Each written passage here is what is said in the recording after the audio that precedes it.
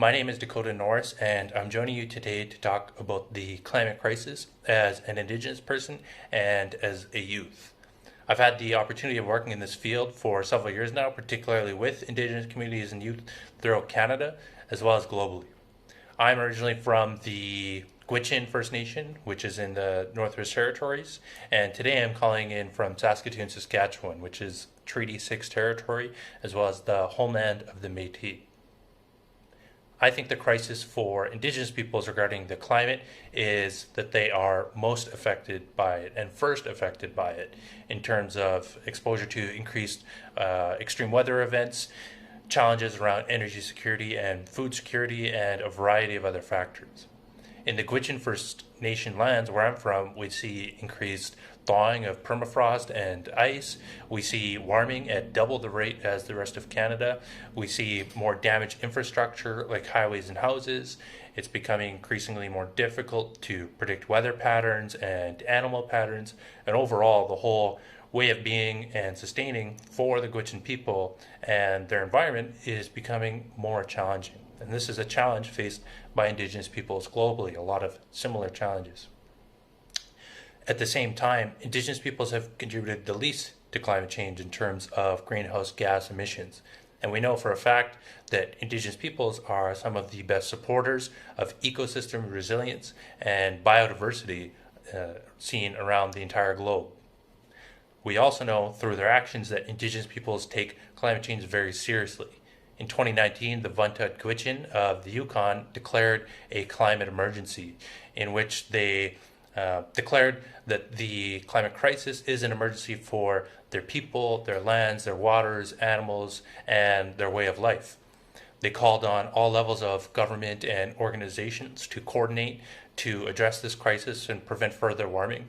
And they called on these people to do so in a way that respects both the traditional knowledge of Indigenous peoples, which supports that biodiversity and resilience, as well as established science. So we know Indigenous peoples take this very seriously, and they're inextricably linked to this crisis.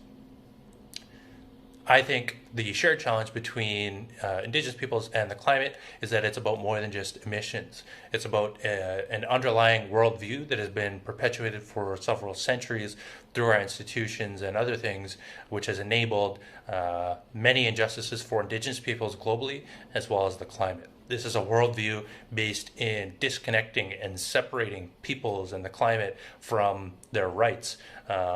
Removing this idea of a shared relationship between ourselves and our environment and the reciprocal nature that we have.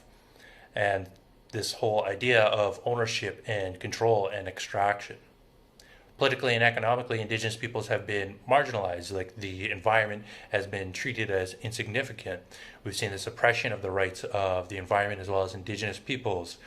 We've seen the extraction and commoditization of what might be called resources, or what Indigenous peoples might call their homes, their families, their sources of well-being and flourishing.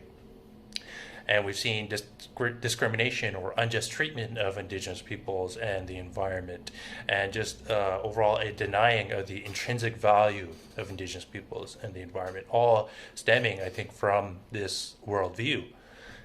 So with that said, I think our collective actions in how we choose to address the climate crisis will define the long-term future of humanity. We can either emphasize targeted initiatives based in technology and rely on that to solve the climate crisis, or we can embrace a wider portfolio of approaches which addresses this underlying worldview that perpetuates these injustices. This is an opportunity for us to address those things, to bring back Indigenous rights, to address justice and equity globally. So I think we must aspire to become the best version of ourselves, which goes back to these ideas of reconnection and reciprocity and kinship amongst each other, with ourselves, and with the environment. We unfortunately don't get the privilege of knowing where we will end up, but we are responsible for the process of getting somewhere that supports our well-being and Earth's well-being and flourishing.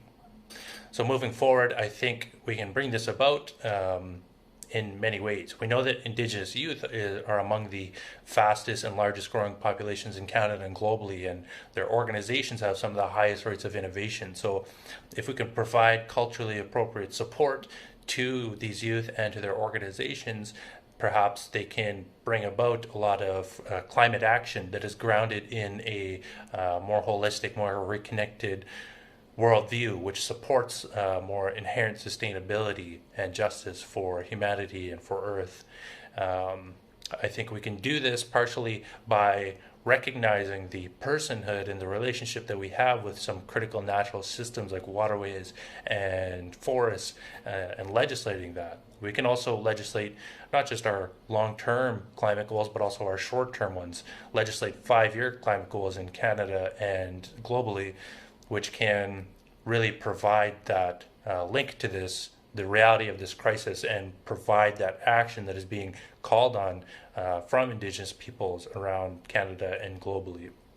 At the same time, we have to invest the resources in the safe bets that we know exist with technology, and some of the wild cards that also exist with technology. So, and ultimately, I think recognizing and acting upon the rights and the intrinsic value of Indigenous peoples, of the climate, of their worldviews, and our shared relationship amongst all of these things will bring about the climate action that we need to address this climate crisis in a way that supports Indigenous peoples. So with that said, thank you for your time, and I hope this has brought about some new ideas and perspectives for the climate crisis from the perspective of an Indigenous person and a youth.